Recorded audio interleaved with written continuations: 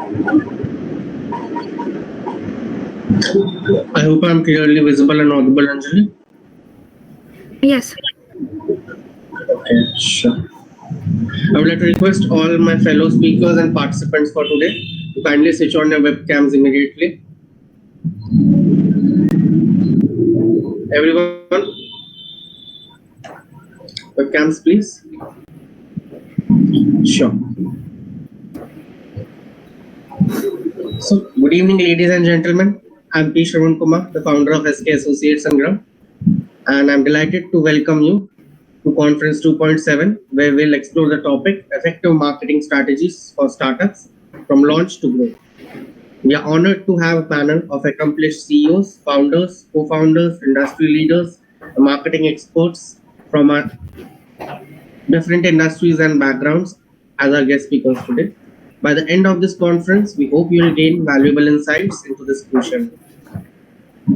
Hello everyone, I'm Anjali Singh, the Chief Strategic Alliance Advisor of SK Associates and Group, and it's my pleasure to co-host this conference with Shravan.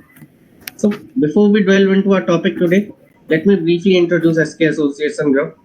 We are an ISO certified management consulting firm registered under the MSMED Act 2006 of the Government of India. Our vision and our mission basically is to provide consulting services to student entrepreneurs globally on a pro bono basis, covering areas such as compliance, legal advisory, operations, marketing, R&D, human capital strategy, operations, and many more. Our passion lies in helping these budding entrepreneurs bring their dreams to life and contribute to the global economic growth. At SK Associates and Group, we take pride in offering tailor-made solutions to our clients. Our team of transformational consultants has a deep-rooted passion for entrepreneurship, and they bring extensive experience and expertise to every project. Over the past 3 years, we have built a network of 5,000 individuals from 30 plus countries, representing diverse universities, industries, and functional roles. Our ultimate goal is to assist 600 million students across India by providing them with pro bono consulting services in areas such as strategy, operations, human capital, compliance, legal advisory, market research, taxation, and marketing.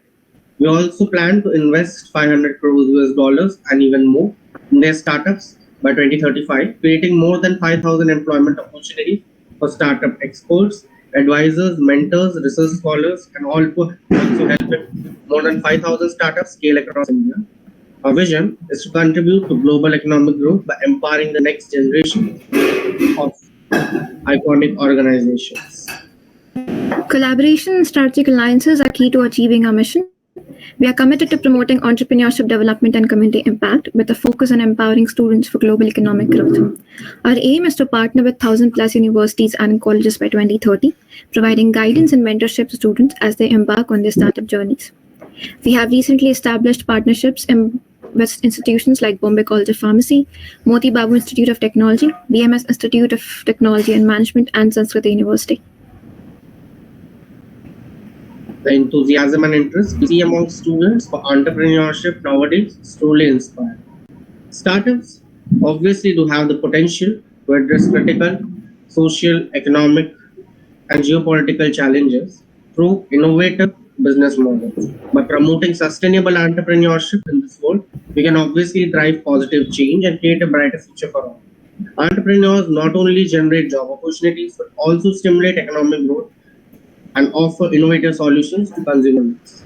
They also foster collaboration with other businesses, helping them earn revenues. We have witnessed remarkable success stories where entrepreneurs have tackled issues such as climate change, waste management, education development, and more. Absolutely. Entrepreneurship is a catalyst for change and innovation. It's a powerful force that can reshape industries, transform lives, make the world a better place. We are committed to supporting student entrepreneurs in their journey, equipping them with the tools, knowledge, and networks they need to succeed. Rightly said. At SK Associates and Group, we are immensely grateful for the dedicated support of our executive management team, including Ms. Anjali Singh, Ms. Shrishti Singh, Ms. Vaishali Shri, Ms. Aditi Jain, and Aditi Pradeep Bhanushali, and all the sub-teams supporting them there. The unwavering commitment has obviously played a pivotal role in our growth and development. Thanks to the dedication, we can make a meaningful impact on the entrepreneurial ecosystem by inspiring, educating, and mentoring young individuals and obviously encouraging them to pursue entrepreneurship instead of a corporate path. Now, before we dive into our discussions, let's take a moment to introduce our esteemed line of guest speakers and tap into the wealth of wisdom they bring to the table. Okay, so just before begin the introduction of our guests for today, I still see a lot of webcams off. I have humble request to switch on the webcam so all participants, irrespective of whether you are entrepreneurs or aspiring entrepreneurs, your PhD scholars, or obviously you are one of our teammates. So, our first speaker for today is none other than Dr. Shweta Batra, the Dean and Associate Professor of Asian Business School. Dr. Batra has 15 years of dedicated service and holds a PhD in management, specializing in human resource management. She has received numerous awards, including recognition from the Uttar Pradesh government for her outstanding contributions to the implementation of the New Education Policy 2020 and the prestigious Dr. Sarojini Naidu International Award in 2022 for her steadfast dedication to education and national progress. Dr. Batra is not just an expert on a variety of topics, but she also provides insightful discussion on numerous areas such as the new education policy and the new curriculum framework. Next, we have Dr. Ravi Jaswani, a marketing professor, speaker, trainer, and consultant with over 13 years of diverse experience. From his beginnings at Maruti Suzuki to his research published in leading newspapers and presentations at national and international conference, Dr. Jaswani has made significant contributions to the field of marketing. His involvement in academic circles, including Board of Studies meeting and project evaluations, highlights his commitment to fostering knowledge in the industry. Next, we have none other than Mr. Dipender Singh, an industry veteran with over 18 years of experience across information technology, recruitment, real estate, and education. His leadership in multinational corporations and diverse ventures has honed his communication and people skills as the owner of Zyte Metro, a training and development organization in Delhi NCR. Mr. Dipender continues to make a significant impact on both individuals and corporate teams. Finally, we welcome Ms. Charlotte Subuka Mukasa, a seasoned brand marketing executive with a distinguished career. Ms. Charlotte has played a key role in positioning the Momentum brand, which is part of a GCE-listed insurance company in South Africa. Her expertise includes working with major brands such as MTN Group and BMW, which earned her recognition as one of the top 20 brand managers in the official 2021 Lowry's ranking in South Africa. In addition to her professional achievement, she also co-hosts the AMPS Sports Show on the Thriving Women's Network, an online TV channel based in the United States. So please join me in extending a warm welcome to Dr. Shweta Batra, Dr. Ravi Jaswani, Mr. Dipender, and Ms. Charlotte Subuka Mukasa. We look forward to a session filled with insights and experiences from these distinguished professionals. Certainly, Anjali, it's an honor to have all of them with us. Their expertise adds a special dimension to our conference, making it a unique and insightful gathering. Conference is currently streaming live on YouTube. Once the conference concludes, you can obviously access the recorded sessions there. Do not forget to subscribe to our YouTube channel and explore previous conferences hosted by SKS Center.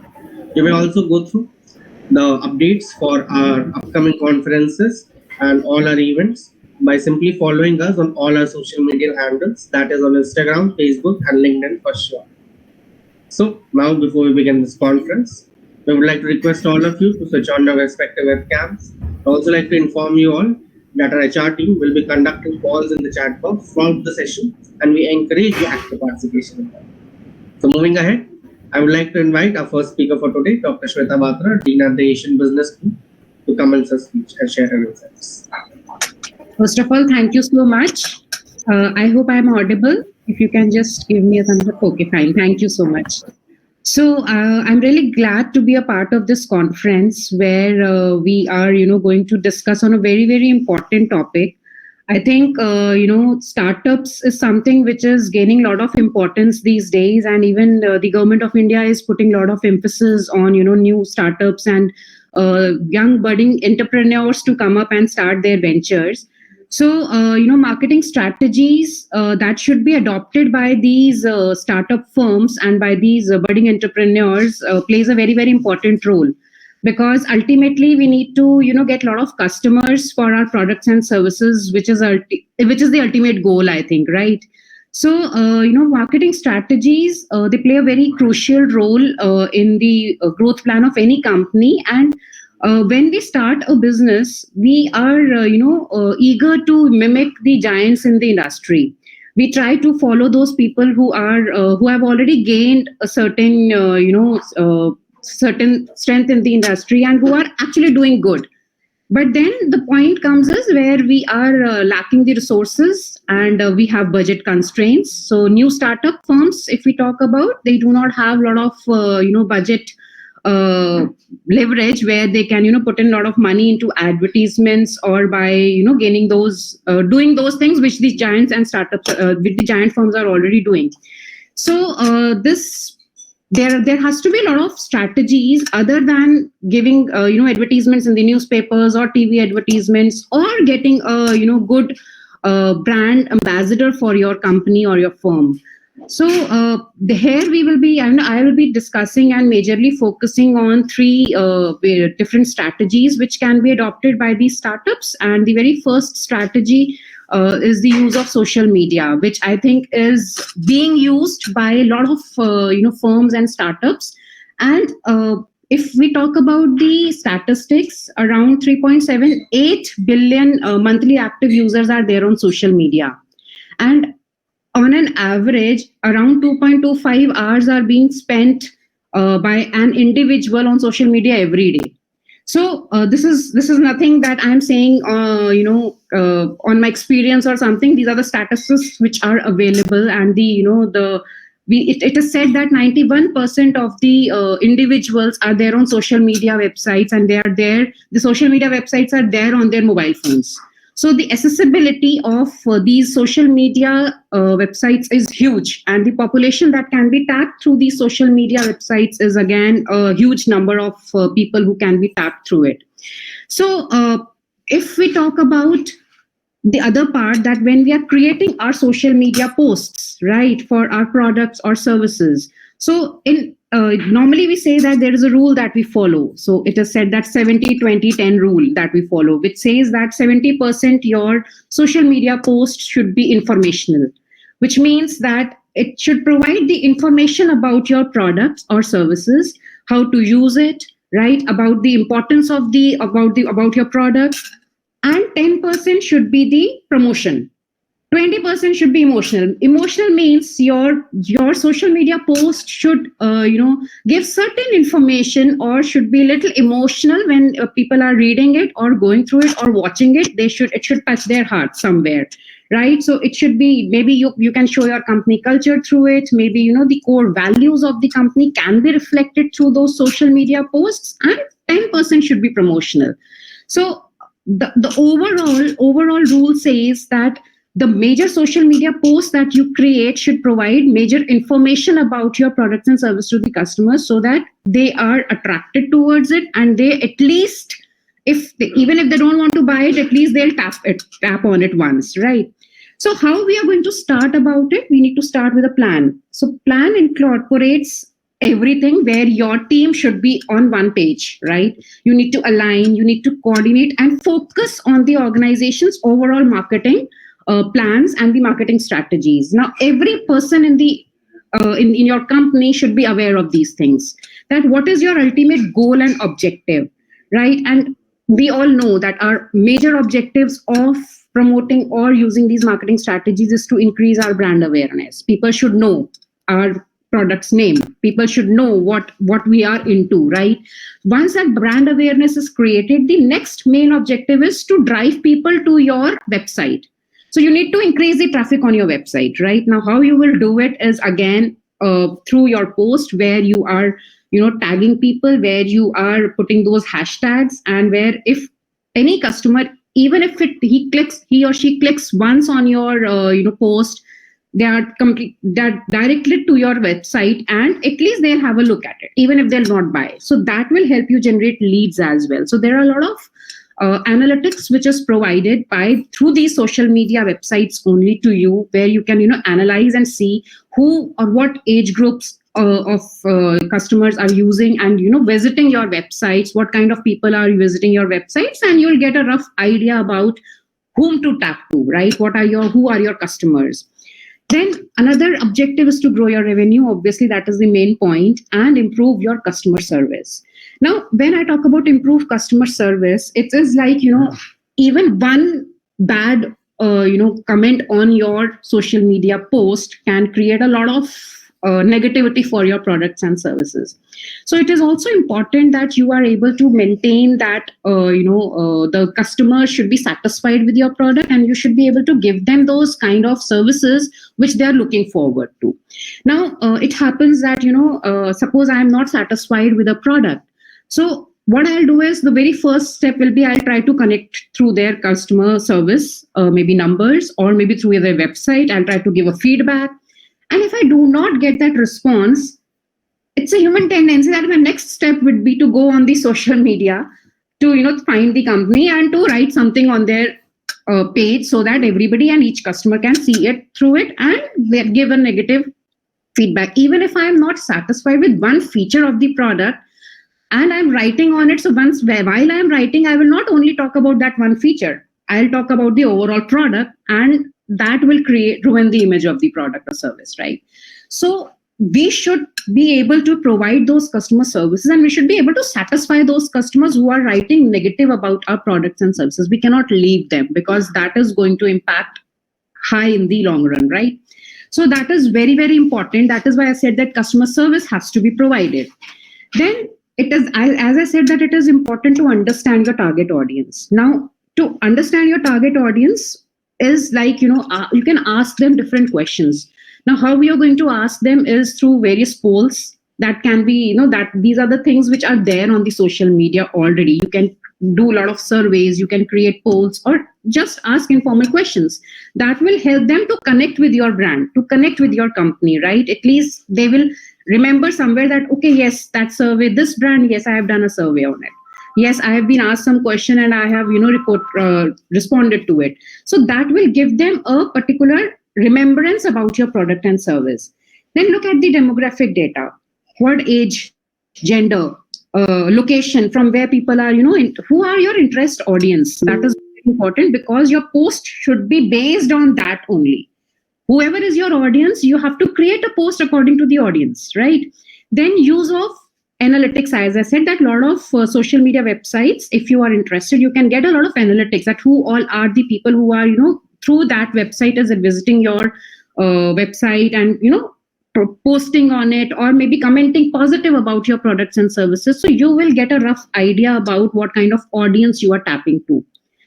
And then it is very, very important to choose the right social media platform. Now, there are a lot of social media platforms available. We have Instagrams, Facebook, we have YouTube, we have Pinterest. There are a lot of social media websites. Now, obviously, our tendency would be, when we are starting a business, that I should promote on each and every platform. And that you will do.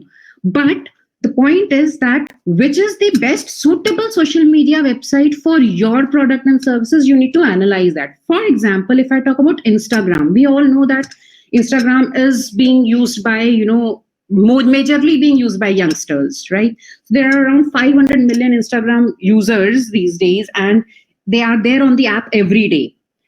Now, if your product or service is of a kind which is impacting, or which is going to, attract the youngsters, this is the right platform for you. If we talk about Facebook, on the contrary, I'm just giving you an example. If you talk about the Facebook, now Facebook is a platform where you will find all kinds of people from all the age groups, even our parents. If I talk about, we all have parents, and our parents are also on Facebook. So Facebook is one platform where you will not get, one category of kind of people, but there are different age groups of people available. So if your products and service is of that kind, where you're looking for elderly people, or you're looking for people from all age groups for your products and services, then Facebook is the right platform for you. So it is also very important to analyze and see that which platform is going to give you a long, benefits in the longer run.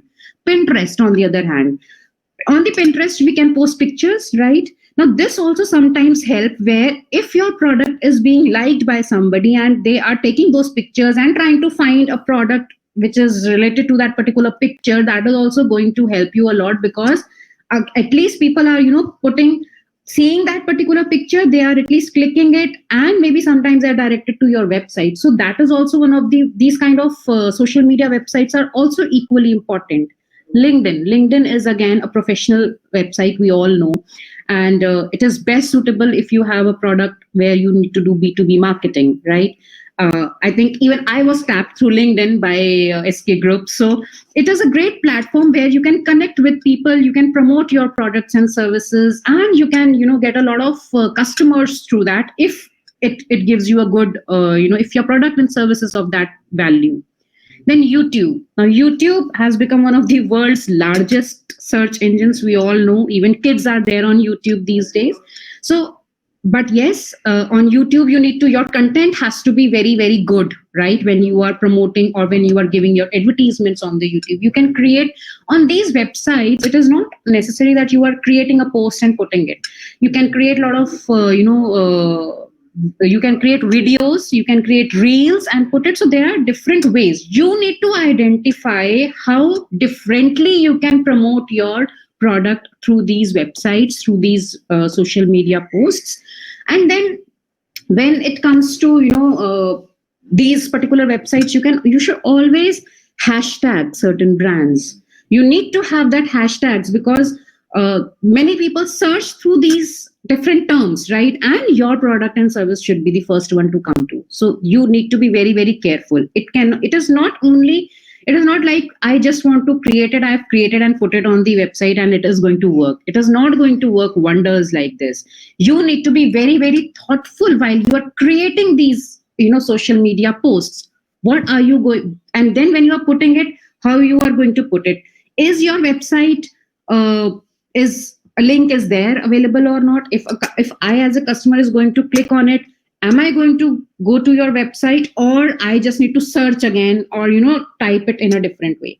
So you need to give that ease to your customers. You need to give that ease to the potential customers. I would say they're not your customers as of now, but yes, they are the potential customers. If they are clicking on the post, means they can be your customers in the long run. So you need to give them that ease. You need to give them that benefit which they are looking forward to from your products and services, right? Next, if I talk about, there are various Facebook and Instagram shops, right? So these are features that are there which everybody might not be aware of, but you as an entrepreneur should know that these kind of features are available and you can use it. You can put your products and services into these particular shops and people can visit it and see the products and services and can use it in the future. Then you need to tag your posts, products in your posts. So whatever post you are doing, tag your products there, so that whoever is reading or whoever wants to, shop from your shop about your products and services, they are able to see those products because you have tagged those products there. So if they click it, automatically that product will open and they will be at least able to see the features of those products and services. Then, for example, a retailer post a picture with maybe of a dress or a bag or whatever is the product, and then if I as a customer is going to like it, and if I click that bag, even it should direct me directly to your website where that bag is available with the price, with the information, with everything, so that if I want to order it, I can instantly order from there.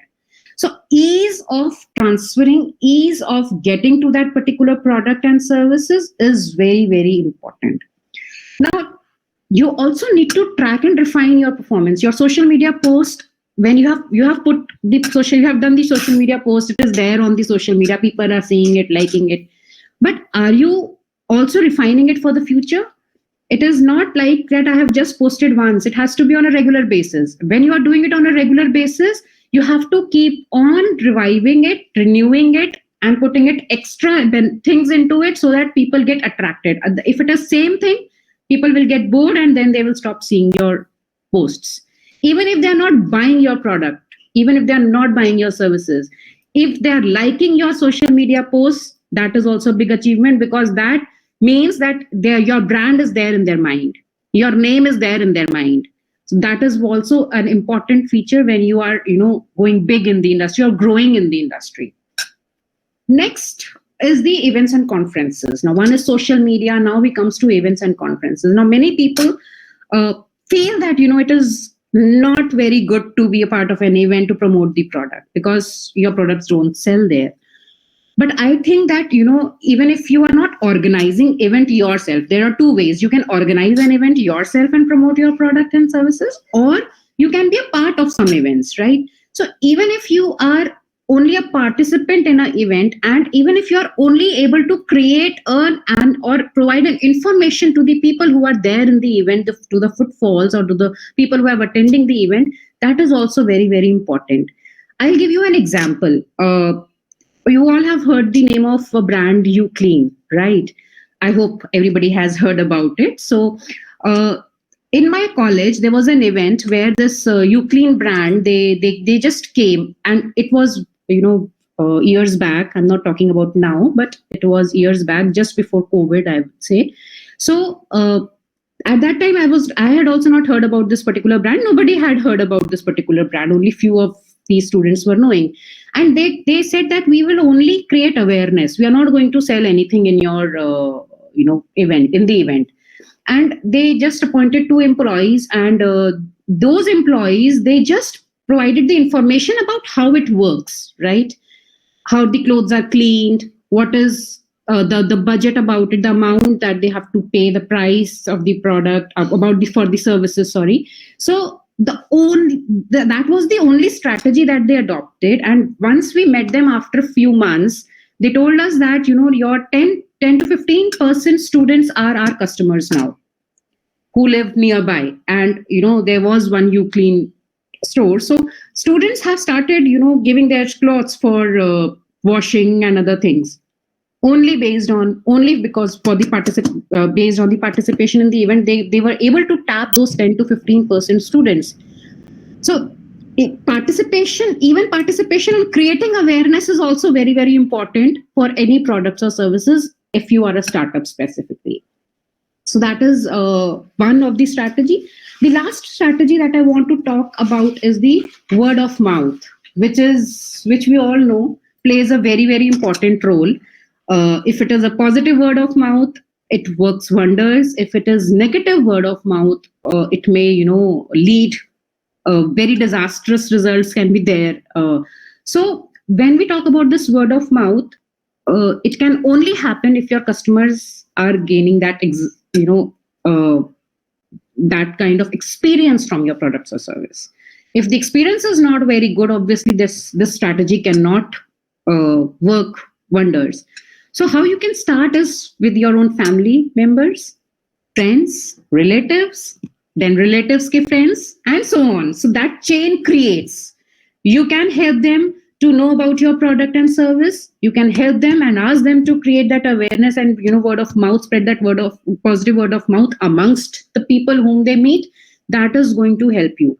Now, I understand that it is difficult to know that how it is working or not. That is also an important or negative feature of this, I would say, of word of mouth, that you are not able to identify what is the return. Whether this positive results that I'm getting is through word of mouth or through other strategy, so it cannot be used alone. It has to be a mixture, right? You need to promote your products and services through other channels, but then this strategy also needs to be adopted. It is free of cost, completely no cost involved into this. So I think this is also one of the major important strategy that can be used, and it can be, promoted from your house. So that is, again, I think is the, last strategy that I would like to talk about. And you need to create loyal customers. You need to create those customers who are coming again and again to you and, using your products and services. Even if they are your family members, don't give them anything in free, which is very, very important. Charge them, right? Take something from them. So what you can charge is spread the awareness about my product, talk about it in a positive way at different platforms, and that will help you to gain a lot of, I think, success in terms of your products and services. So that is all from my side. Thank you so much. And I'm eagerly waiting to hear the other guest speakers. Thank you, Dr. Shweta, for the wonderful speech. Do we have any questions for her? Anybody, they can raise their hands or write it in the chat box. Okay, Dr. Batra, actually, I had a very practical question for you, much more to the ground rather than into subject matter. In your experience of 15 years as a professor and lecturer, um, could you just give a percentage out of a batch of 50 students whom you expect would turn out to be entrepreneurs or would at least try the line, like a rough percentage of 50 students of the batch? See, if I talk about 15 years of my journey, I'll talk about last last 2 to 3 years. Before that, there were hardly in a batch of 50 students, there were hardly 2 to 3 students who wanted to be an entrepreneur, who wanted to. Majorly, the students were such that wanted to follow their own businesses, which others were doing. It was not their startups, but yes, we can say that it's a business because they want to grow it further. But last 2 to 3 years, if I talk about, there has been a major change in the thought process of the students these days. They majority of them, I would say, out of a batch of 50 or 60 students, there are 10 to 15 students who want to do their own startups. They have good ideas. The only thing is that they don't know how to follow it, the path, right? And for that, various like this conferences happening, or the kind of there are various platforms, and there are a lot of government supports. So we as an institute also gives them those mentorship, that how you can start your own ventures, how you can go ahead with your ideas, and you need to follow that path. The major drawback is that people feel or think that a lot of money is required to start a venture, which is not true. Which is not true in these days. You can, with a very, very small budget, also you can start a venture. You can start any kind of a business that you want to. And in this world of social media, in this world of digitization, not social media, I would say, but digitization, there are a lot of things which are possible without money. So a smaller amount, even if you are able to invest, that can become big in the long run. So that is a notion, that is, I think, a dilemma that people are having and students are having. So we need to clear it. And I'm sure a lot of young minds, they have a lot of good ideas. That the only thing is that push is required. So that as an institute we are doing, and I think a lot of mentors needs to do it. That was a great answer.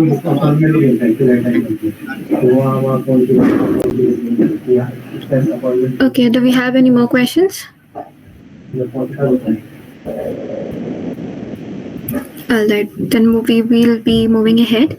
Thank you again, Dr. Shweta. Please share your email address in the chat box, and if any of our audience has any questions or seeks further information, please don't hesitate to reach out to her via the email address in the chat box.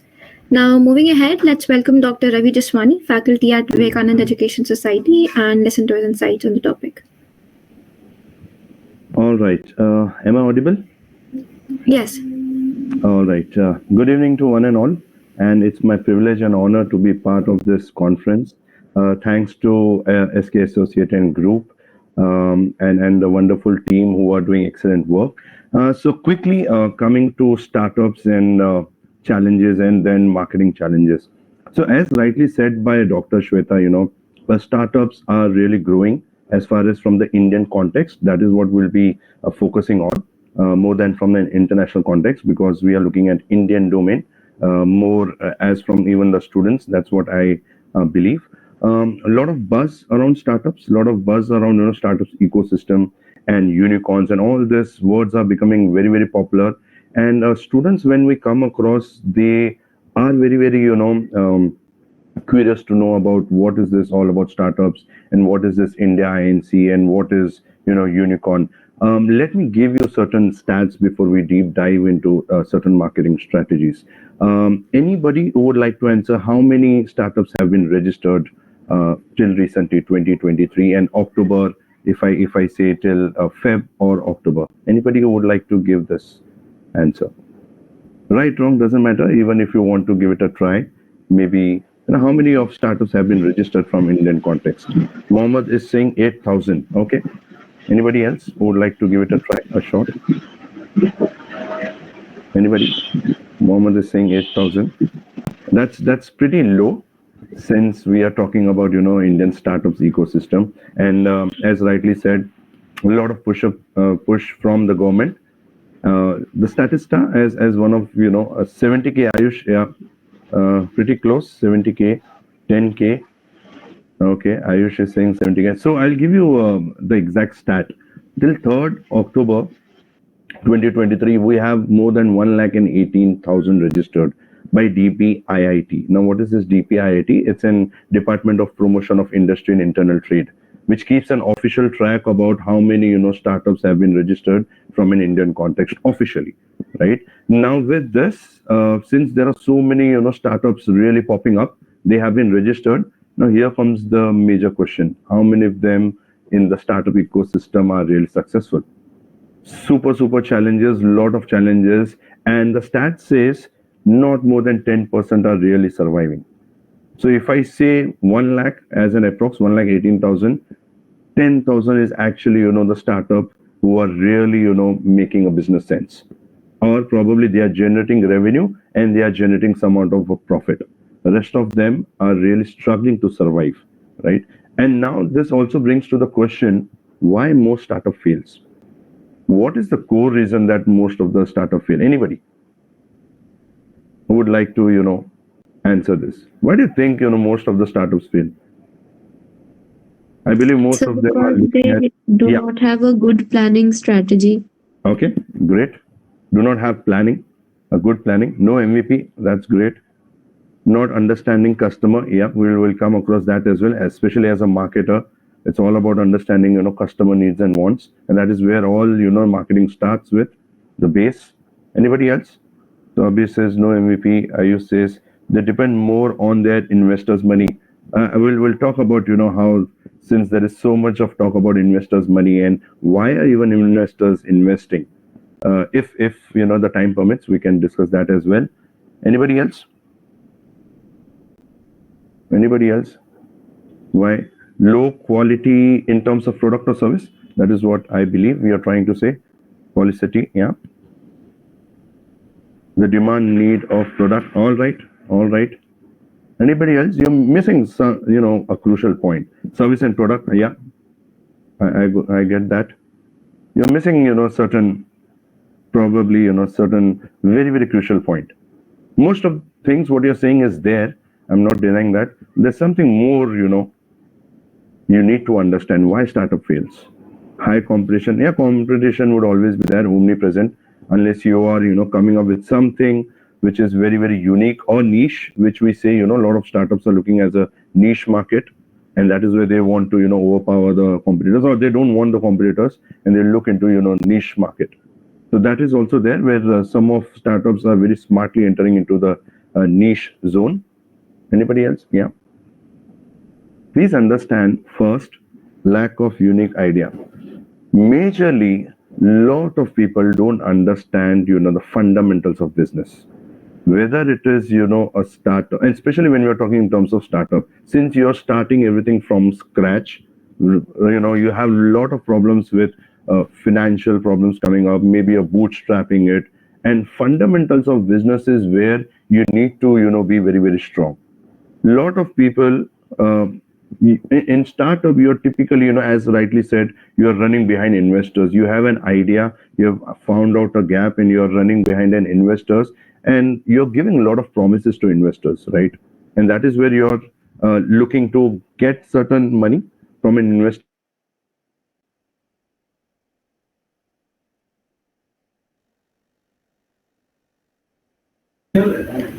Sorry to interrupt, Mr. Ravi. I guess you're not audible because you're on mute. I think, yeah, you just went on mute. Yeah. Am I audible now? Yes. Yeah. So all I was trying to say is the fundamentals of business should be very strong. Number one. Okay, as far as your why startups are failing. Second, I was also pointing out, since there is a lot of cash flow problems which comes up, because majorly the founders who are there, they don't know the fundamentals of business, and that also comes along how to maintain the cash flow. Forget about the growth of the business. It is, and it has been seen from the stats, in 1 year more than 80% of businesses fail in the first year itself. They can't survive because the fundamentals are not correct. And as we know, since most of you must be knowing, every investor is talking about, valuation of a company. And that's why they are doing it, so to please the investors. Now the investors are smart enough to understand it's not about valuation anymore. Please look at, your product, service, and bring in the revenue. Don't give us the valuation. So founders, they are making a mistake to hurry and implement, a lot of ideas. It takes time. And that's why, most of them fail to deliver. Yeah. I hope I'm audible now, and yeah, all right. So quickly, if I come to marketing, since that's what the topic is, marketing strategies, you need to understand first a marketing plan, right? Under which we'll talk about marketing strategies. Now, when I'm talking about marketing plan, again, a lot of founders fail to understand where do I start with, and this comes gradually after a few years. If your business is doing well or your startup is doing well, then you will look into your marketing strategies. Initially, no, all you're looking at is develop your product, your service, and then probably, since we require a little bit of amount of money in marketing, but that's where a lot of founders are very skeptical, because we don't want to invest on marketing. We want to invest on the product, we want to invest on the service, we want to invest on hiring good people, and that's where most of our money is going. And that's where we are not able to manage the amount that we need to invest in the marketing aspect. But having said this, it is very wise that you need to spend a little bit of money on marketing strategy as well. Yes, as Dr. Shweta was saying, there are a lot of free mediums now, especially when we talk about social media, where every company is trying to save money. That's one of the aspects that I'm looking to leverage on social media.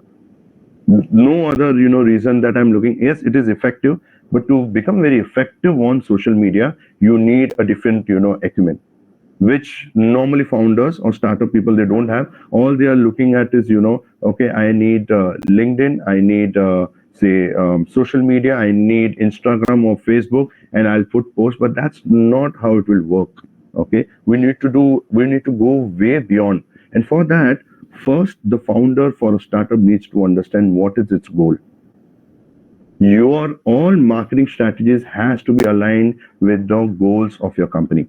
If that is not there, probably you're going into two different directions, and that's where you don't get the result that you are expected to have, because your vision and mission is very, very different, and your marketing strategies are very, very different. They are not aligned, and probably that's where the failure starts. So first and foremost, I would suggest you need to have a very good goal. Now, when I'm saying goal, for every different company, they have a different goals, right? Example, anybody? What could be a goal for a company if you are into a startup, if anybody is there over here, or from a business background? Every company has a different goal. So what would be your goal? Anyone? If you are into a startup and you are there here listening me out, what is the goal for your marketing? Is there any marketing objectives that you have? Going concern goal. Okay. Going concern goal, as in Ayush, can you elaborate that point? Going concern goal. That means to keep your business running. That is what you're pointing out to. Okay, fine. So are you looking? So any business has to be profitable, right? Maybe you're not looking in the short run, but maybe in a long run. So your goal would be different from your startup perspective. For example, if your goal is well defined, if you're looking to increase profit margin, or as of now you're only looking to increase the sale, and probably that is where you're looking at revenue as of now and not profit. So your goal is to increase revenue, or your goal is to increase the market share, or you're looking to expand your market. That is your goal. So now your strategy should be aligned to that. Your marketing objectives are very clear. And then probably you're looking something what we call as, and most of management people, they know this, KPIs. So first you have to be very, very sure with your goal. Then your key performance indicators. That's a metrics which will tell you whether you are there, the product affecting billion or million people's life out there. Okay, Mohammed. So that is what your goal is, right? But then how is your product affecting millions and billions of people? A lot of founders, they are so attached with their product, and they feel the idea is so good that it will really change lives of millions and billions of people. But what is the gap that is not happening is why this is not happening. Founders are very very enthusiastic. They are very dreamy. They are spending a lot of time on the product and the service being into, but there is something which is not working for them, and it is not touching millions of billions of life of people. Have you done your market study? Have you really understood whether your product or service is going to affect and change millions and billions of people?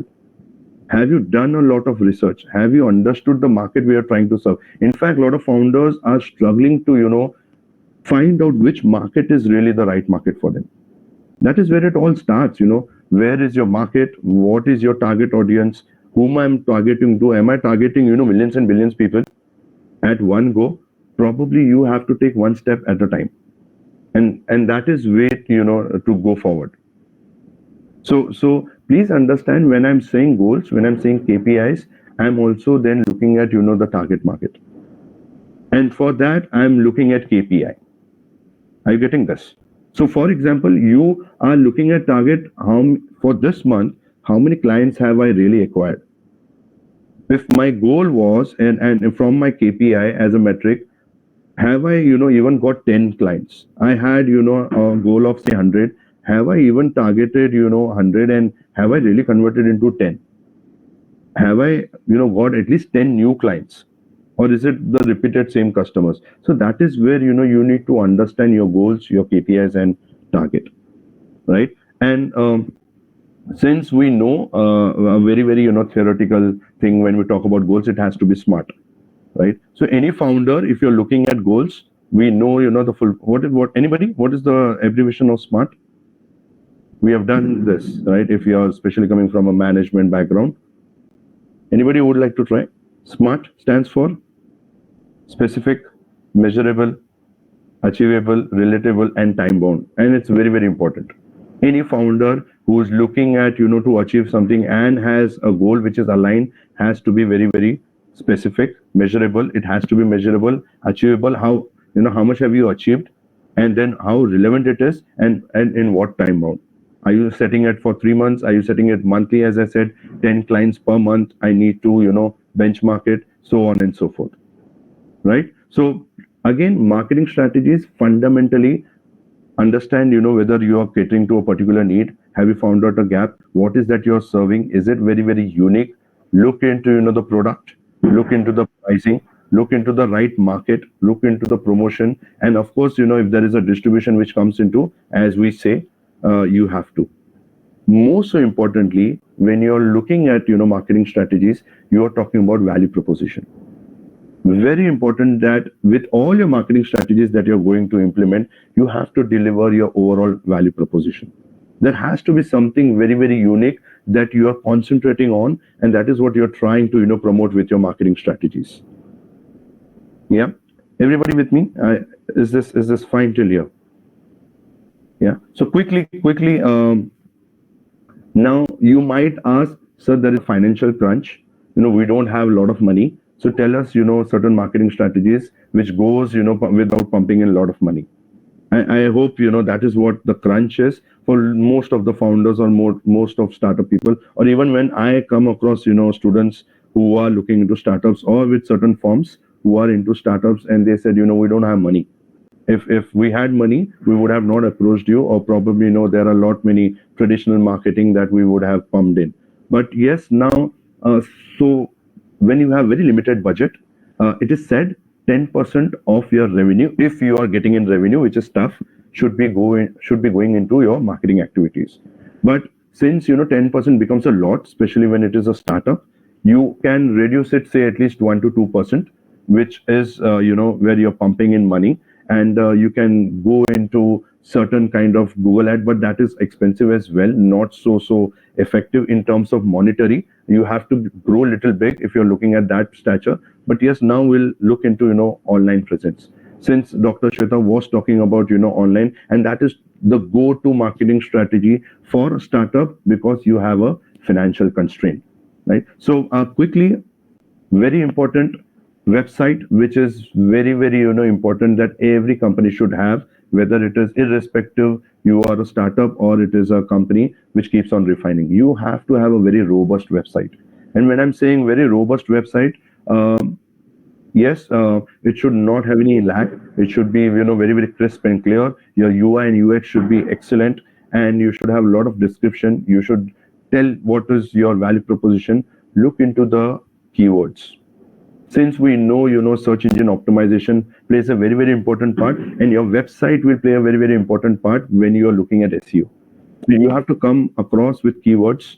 You have to come across with meta descriptions, right? Which is again part, which helps you to rank on Google, because most of them. So please understand, if I am in certain need as, one of a customer of or a prospect, I would quickly search on Google, and if your website comes over there with help of SEO, the chances are that, he can be converted into a customer. So that's where I'm looking into first keywords. Absolutely. Also, please don't forget your first para plays a very, very important role when you're talking in terms even in the website, right? This all helps you to get your, good rank in your SEO. So please leverage your social media platforms also according to your relevant of your audiences. You know your TA, and that is where I told you have to define your TA, and you have to leverage your social media only according to your target audience. Don't reach out to everybody. Use content marketing, which is also very, very cost effective, right? So that you can showcase your expertise, you can engage with your, please understand, when now SK Associates, I mean, it's one of a live example, what SK Associates are doing. They are leveraging on social media online presence. They have created their own, a kind of a cohort where, there are experts and there are students who are getting engaged. I mean, it's a, very, very cost effective way of building your own expertise, and you're building your own cohort, right? And that's what, SK Associates and Group are doing so fantastically well by, building this community. And that's where, a lot of founders and a lot of startups are building their own community, because that is very cost effective and it works. I'm getting, a lot of good people. I'm, networking with them. I'm also getting, and engaging a lot of students, because at the end, that's what I'm looking for in a very, very cost effective way, right? So utilize your content marketing to a very, very good effect. Produce very, very high quality, rich content, which really adds up value to, your target audience. Why would they, jump on a particular website or with a particular product or service? Because they have to believe in your content. They have to believe that adds value for themselves. Otherwise, they will not. And then quickly, a lot of founders I have seen are very, very good with blog writing. Blogs is one of, so WordPress, if possible, I don't know how many of you are there on WordPress, but WordPress is one of very, very good medium. Excuse me, Dr. Jaswani. Yeah. Actually, we have limited time. If you could just All right. All right. So quickly, so with this point, WordPress, a lot of founders can look into, and they can leverage, blogging over there. We can also create website through WordPress. So since we have capacity, a limitation in time, I'll quickly just conclude and give my, last closing thoughts. Please, as founder, as startup, you have to be very, very focused. You have to be, agile. You have to be, willing to adopt your business strategies on the feedback and the market dynamics, which are changing continuously. Maybe what is working today and you have built around is changing quickly. You have to be very agile, get the feedback of consumers and change according to market dynamics, is what I would like to tell, all the founders of startup. And this is where I conclude my, speech. And thank you so much for having me and giving me your time and listening patiently. Thank you so much. Firstly, I would like to thank you, Dr. Ravi, for your amazing speech. Further, I would like to invite the audience to put forth the questions, if any. Anyone, any questions, you may simply unmute or and speak.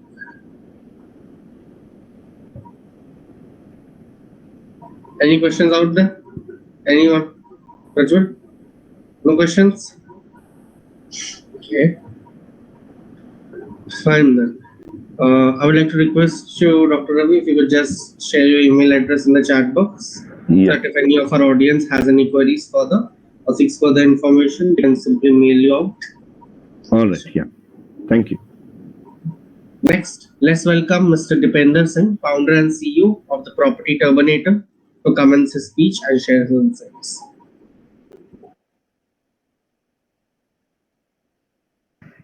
Right. Thank you so much for giving me this opportunity to speak after such profound speakers, and also give me the opportunity of speaking in front of such a huge and vastly determined audience. My name is Dipender, and I've been an entrepreneur for over a little over 5 years. And I feel a little intimidated of speaking after such profound speakers because I bring a lot less marketing experience, more of entrepreneurial experience, but a lot less marketing experience in terms of how, because they're well placed, they're looking into researches all the way.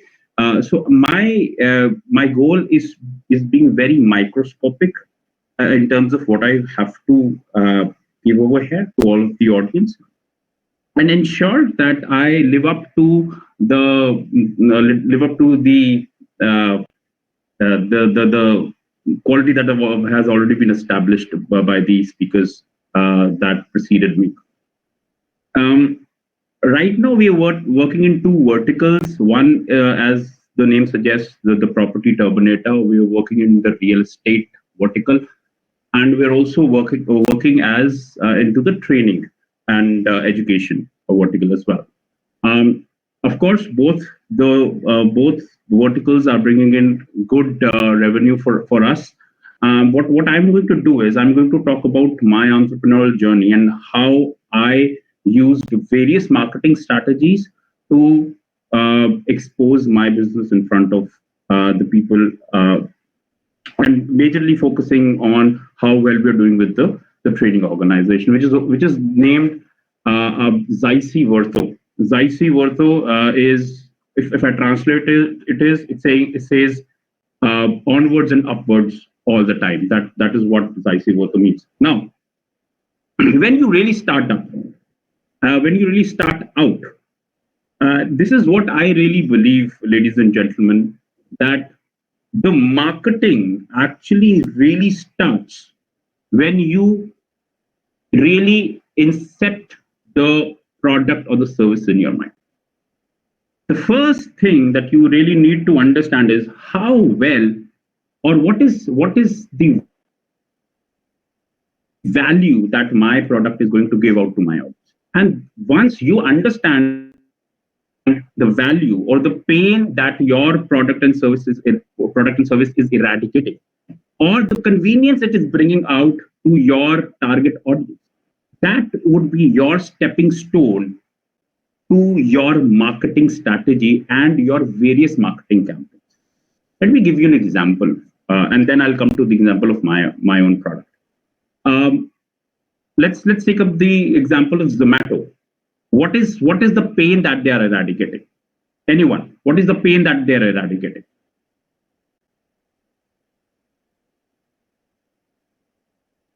Anyone? And I would like the students and the audience to come up and answer that question. One does not have to go to the market. So is that a pain or is that a convenience?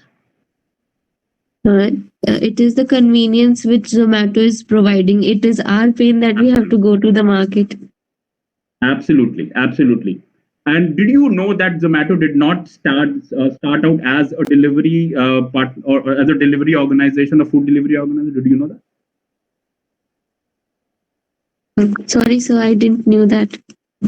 Yes, because it happened probably way before it. Like it started in 2008 as more of a restaurant feedback kind of a mechanism.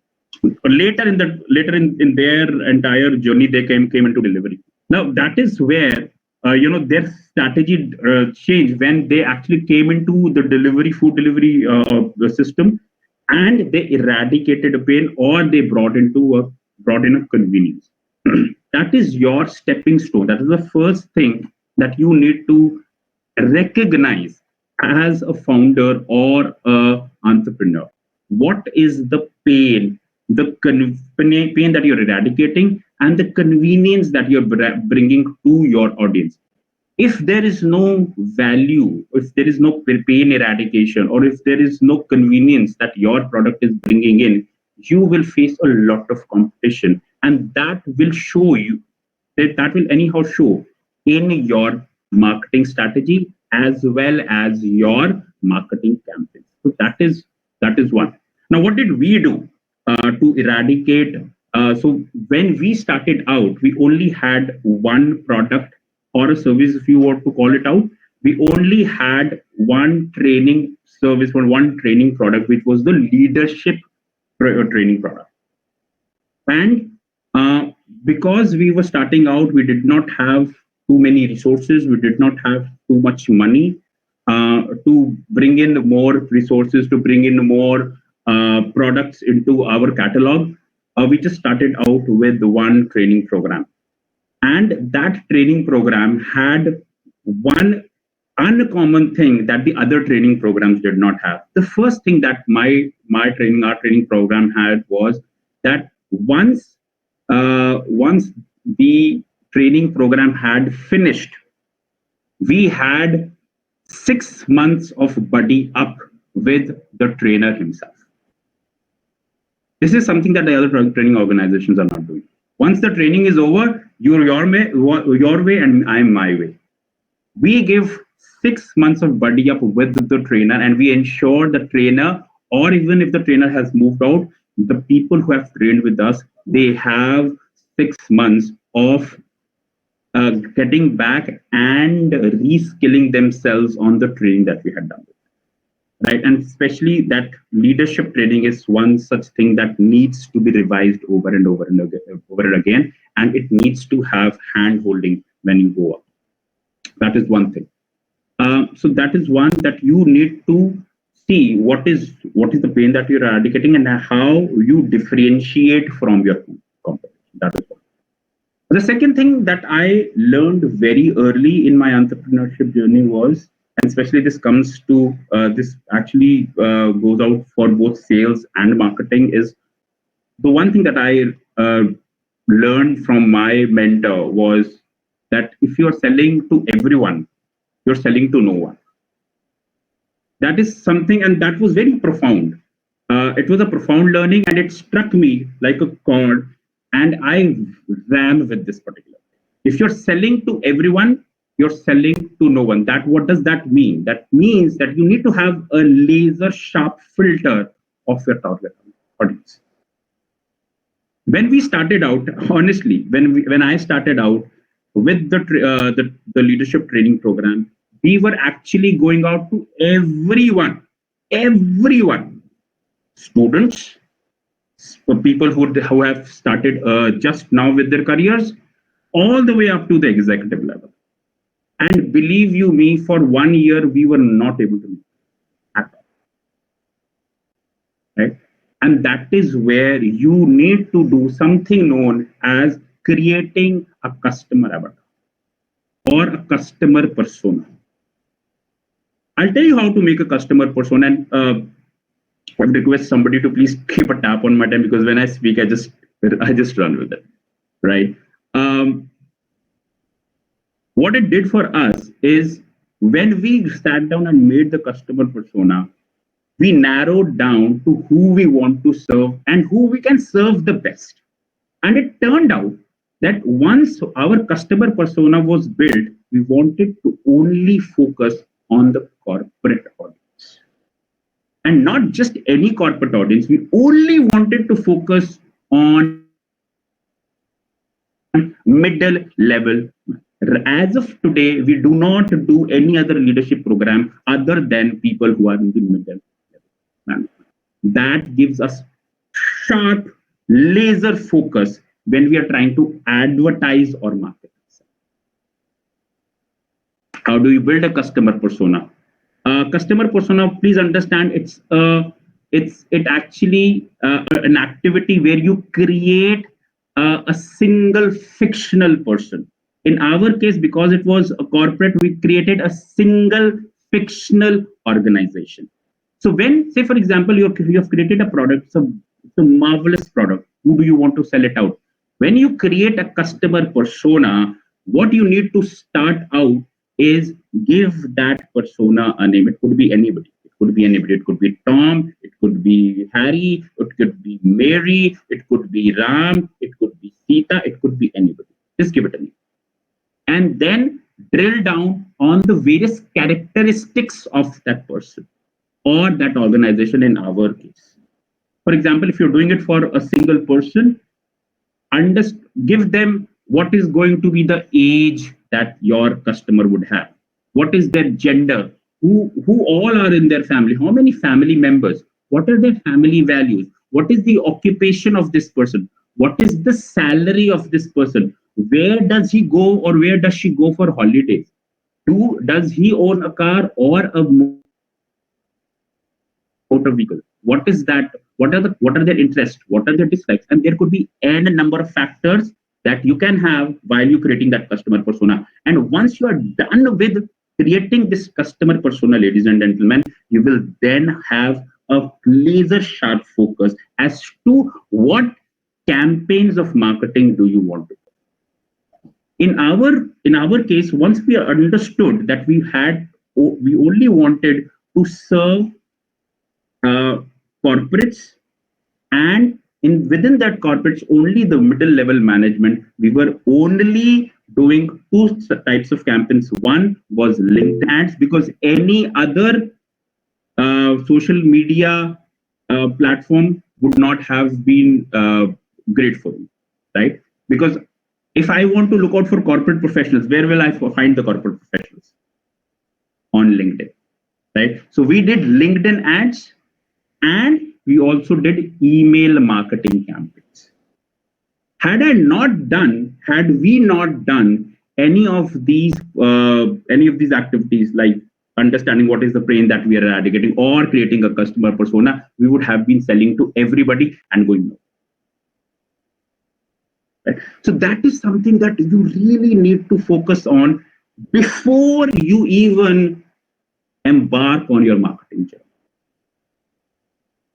And to conclude, if I want to bring in what we do, of course, as Dr. Batra said, and also as Dr. Ravi said, when you are starting out, you have a dearth of money, and that is totally understood, right? And of course, you should use all those platforms which are available for free. If you do not use, I guess if I am not using all those platforms, I'll be an imbecile, right? I would be a fool not to use it. However, answer this question to me, right? Anybody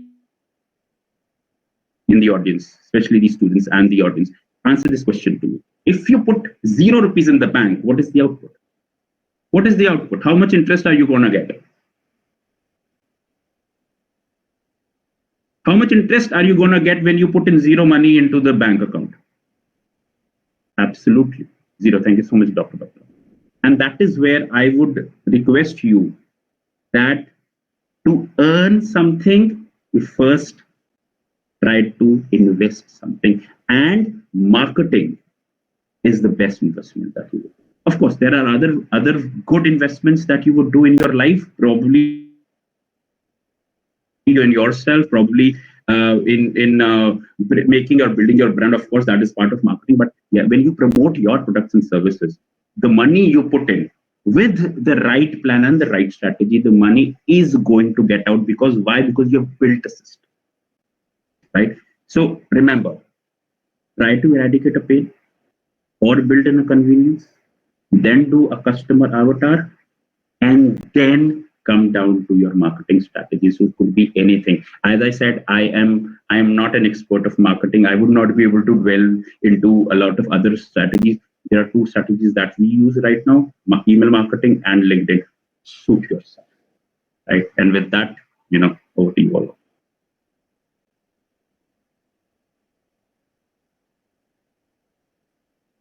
I'm done. I've handed over the bit. While you're not able to take questions, are running short of time. So please share your email address in the chat box. And if any of our audience has any questions, please reach out to him. Now I request Ms. Charlotte to commence her speech. Hello, can you hear me? You can. Okay, cool, fantastic. Yes. You can. Okay, cool, fantastic. I'm just going to put a few slides on the presentation. I hope it works.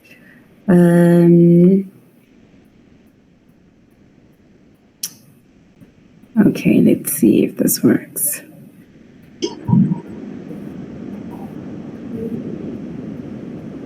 Okay, just 2 more minutes. I see there's a present now button, and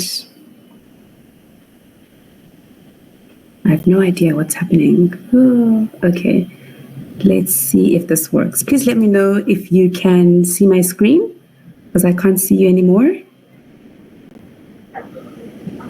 Can you give me a yes? Yes, we can. Okay, cool, fantastic. All righty, so let's start from the beginning. My name is Charlotte Nsubugamukasa, but that is a lot to say, so you can just call me Charlie. Good afternoon from South Africa and good evening from India. I'm a brand marketing executive, and on the side, I co-host a sports show, a woman in sports show specifically in the United States of America. It's an online TV show called The Thriving Woman Network. But most times I am in corporate and I'm a brand marketing executive. So today's 15 minutes is really going to be a small case study on one of my favorite drinks called the Prime drink case study. For those of you that don't know it, Prime is a sports brand and energy drink. It was launched in 2022. And what I love about Prime is that it disrupted its older rivals in Pepsi and Coca-Cola and Powerade with delivering unexpected flavors that included playful ingredients like cotton candy. So it started to stand out in how it named its product. It started to stand out because of its bright, bold colors. And if you're a startup and you're wondering what has Prime got to do with startups, or with being an entrepreneur, or in terms of being a business person, please do hold on for the next few minutes. I'm going to connect the dots for you. Back to Prime, for those of you that don't know, Prime actually is divided into 2 main drinking variants. The first one is Prime Hydration, which was launched in 2022, and the second one is Prime Energy, which is the controversial variant. When they launched in 2022, company really targeted the TikTokers of our generation, i.e. school kids, with an electrolyte hydration variant. But then a year later, they expanded into energy drinks. So trying to compete with Red Bull. I'm not sure what you have in India, but think of Red Bull or Monster drinks. And we're trying to move from the TikTok generation to target doctors and students, people who needed to burn the midnight oil, so to speak. But that's where they got into a little bit of trouble, because the caffeine levels in Prime Energy were so high. I think it's about 6 times the caffeine level in an ordinary cup of coffee can be found in one Prime Energy drink. And they started to attract legal fraternity, scrutiny of courts and judges and parents, of course, saying, please don't move from Prime Hydration to Prime Energy, because our kids are starting to take interest in the second variant and it is not good for us. Plus, I will admit there were supernormal profits that Prime was building at that time because of 2 individuals who I will go on to explain as influencers. So we haven't spoken about the power of influencer marketing for a startup, but let me first talk about the power of influencer marketing for Prime. They went and found 2 gentlemen. One was called KSI and the other was called Logan Paul. Now, these 2 gentlemen already had a controversial relationship. They were boxers by profession. They were rivals. But whenever they had banter online, they seemed to attract their 100 million followers to follow the fight in the ring, but to also follow the fight online. And so what Prime did is that they approached KSI and Logan Paul and they said, please come and help us influence not just the TikTok generation through our hydration variant, but please also start to influence students and doctors and parents and athletes so that they can start to drink our product, because they wanted to sell to everybody. Now, just a quick blurb or continuation of what Prime is. There's this very famous saying in South Africa. It's our big beer brand actually loves to use it, SAB, South African Breweries.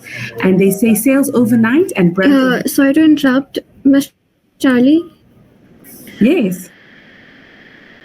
I guess the slides are not moving. It's stuck on the... Yeah.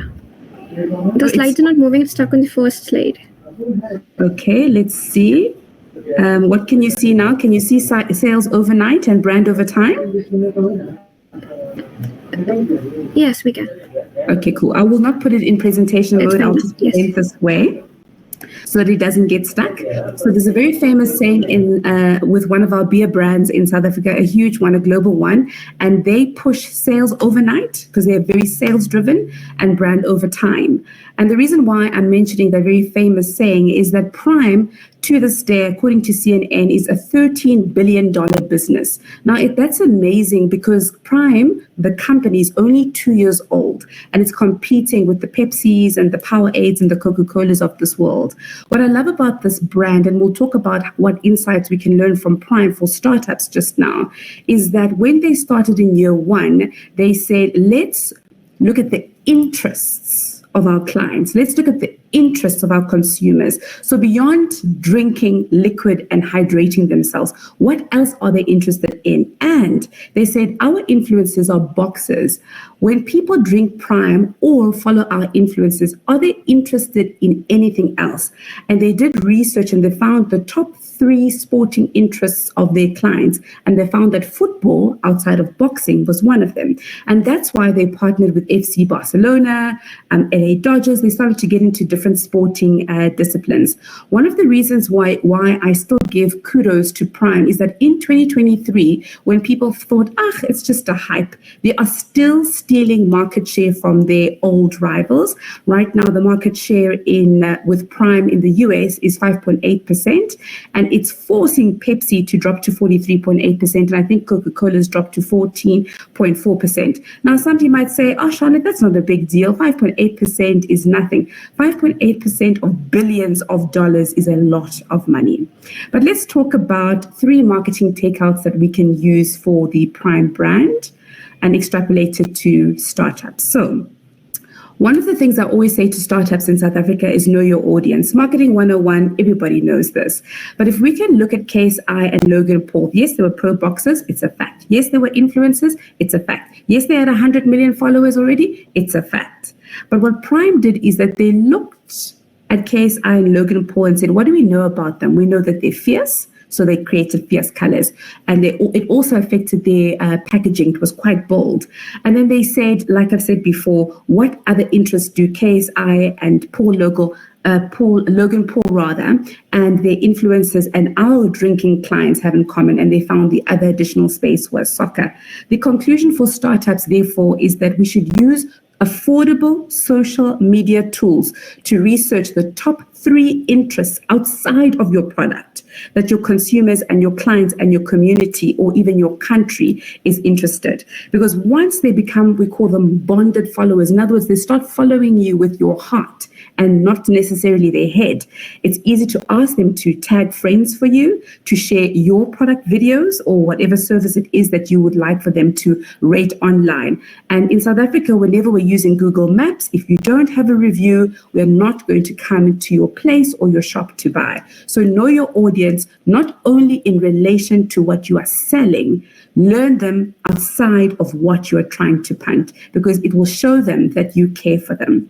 Number 2 is understand the role of a stage to create content. And what I love about the word stage is that it's no longer a physical wooden box.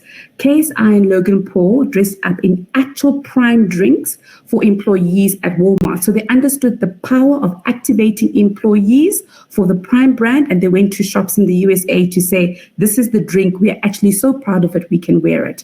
They appeared, of course, at boxing events because they were both rivals, boxers, but they also appeared at WWE events together, and every single time you saw them on TV interviews, they were always drinking Prime. For those of you that don't know, these influencers are not just marketing gimmicks. KSI and Logan Paul actually own 20% of Prime. And we'll get to the real owners just now. What's the takeout for startups? Well, you've got to geolocate existing community activities and get involved. Insert your product, insert your service, insert who you are as an owner in existing community activities, because the community activity is the stage. TV is the stage. The boxing event is the stage. Walmart is the stage. And we've got to expand our mind on how do we define the stage? Because once we've defined the stage, it's easy then to create content.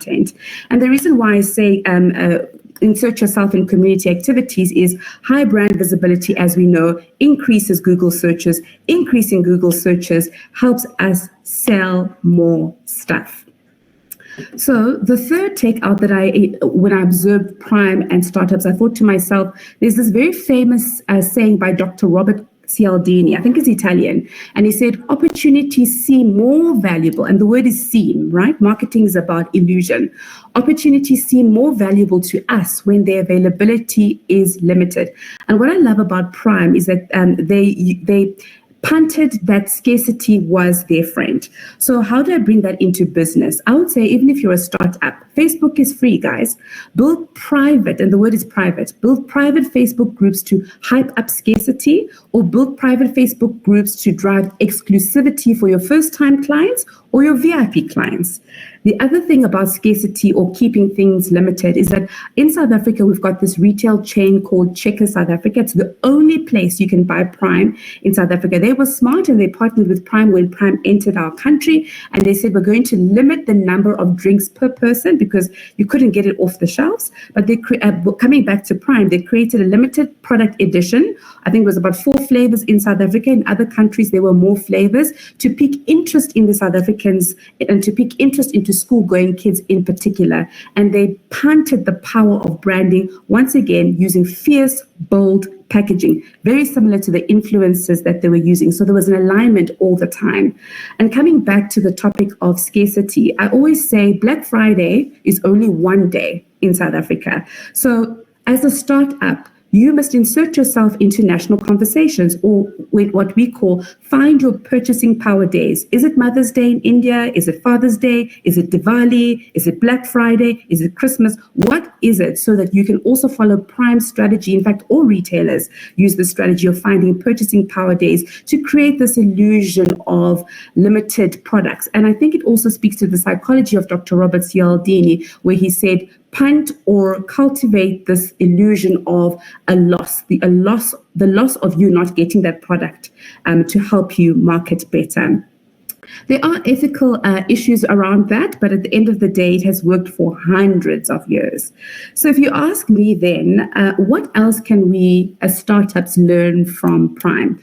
I want to give you a few fast facts that most consumers don't know about Prime. Prime is actually owned by 2 gentlemen. I think one is called Mark and the other one is called Trey. They're based in Kentucky, the United States of America, and they own this company called Congo Brands. Congo Brands is actually what owns Prime. Prime is not owned by the influencers. But what Mark and Trey decided is that they said, you know what, we're not the face of this drink called Prime. We have been making money by manufacturing and distributing. That is our business. We manufacture water bottles, hydration parks, and we distribute water filtering systems. And we've been doing that for the longest time in Kentucky. But when they moved over to Prime Hydration, they said, let's go and find people who are more believable in terms of creating the sports energy drink that makes sense to them. And that's when they went and found KSI and Logan Paul for boxes. So what can startups learn about Congo Brands? I always say, first of all, Congo Brands was clear about who they were. They knew they manufacture water bottles, the end. But it was easy for them to create Prime Hydration drinks, in other words, expand or bolt on future product extensions, because you can see they still stayed with water. They still stayed with liquid. Prime is still something that you ingest and it goes down your throat and you feel that you've quenched your thirst. So they understood water, but they decided, let's find a product extension that makes sense. So as a startup, when you're thinking about why you want to start, make sure that whatever idea you put on the stage or that you start to test or punt, that you make sure that it's got longevity, and that even if you change your mind along the way, it's easy to bolt on future ideas. So that's lesson number 1.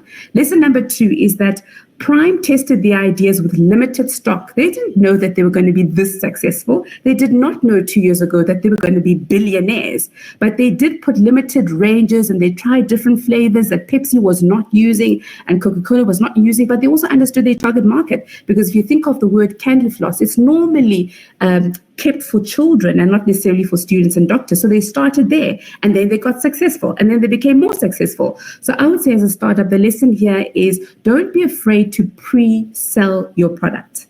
Don't be afraid to test it in the market, and don't be afraid to fail and to iterate and fail and to iterate and fail, because Prime did the same thing. I think that testing should be an ongoing thing as a matter of fact. Coming back to Prime, in terms of Max and Trey, they focused on funding. Now, the influencers that they partnered with focused on marketing Prime. Max and Trey are not marketers. They did not want to be on TV, but they knew that they needed to secure funding as they moved from water bottles to Prime Hydration or Prime Energy Drink. And so the lesson that we can pick up here as startups is please divide your time wisely. Decide how much time you're going to use to secure funding versus how much time you're going to secure focusing on your idea.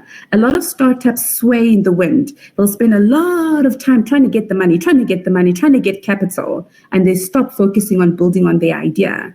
And then some of them just love their idea. They started it off as a hobby, and they forget that they need to go and find that venture capitalist or somebody to help invest in their business, because businesses need some kind of funding at some point in time. So as a startup, decide how much time you're going to spend on funding or focusing, or do what Max and Trey did, is give one business partner the opportunity to focus on funding and then the other perhaps on marketing or using influencers or whatever else you need to use. We've talked about the power of LinkedIn. Whatever platform you need to sell your business, work with it.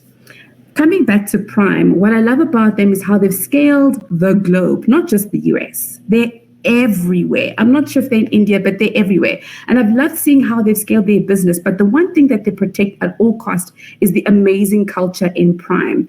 And the lesson here we can pick up as startups is hire slow, fire fast. If you're a startup, any wrong hire that comes into your business will affect your culture and will ultimately destroy your business. So like Prime, hire slowly, but let go fast. And protect your culture by all means. Even if you're a two-man shop, there is still culture between two people. And you've got to decide what your brand stands for, because a brand is about your values, your ethics, your morals, who you are, what you wear, what colors you use, the packaging. That's all branding. That's all your essence. And the last thing about Prime is, the owners were already outdoor enthusiasts. They were already in sports. They were already taking their families out on picnics. So it integrated into their lives. They could punt or create an idea or a product that naturally integrated in their life. And so the work-life balance and work integration did not affect Max and Trey that much, even as they scaled across the globe, because they were doing what they loved. They were still outdoors. They were still drinking what it is that they do. And they stayed, remember, to their core, which was liquids, which was the original wine. What can we learn as startups is be careful of, you're going to be overworked. I'm not going to pretend that it doesn't happen. The reality is people that start businesses and entrepreneurs work hard. But the balance is, how do you get your physical and your psychological balance in tow? How do you find an idea that can integrate into your home? How do you find an idea, a business idea that you naturally love doing, and it gives you time to rest and do the same tactics that Max and Trey implemented when they started off Prime. They did not mind putting up a lemonade stand and selling Prime because they were already outdoors. So it's sometimes difficult to find an idea that helps you to balance your physical and your psychological balance.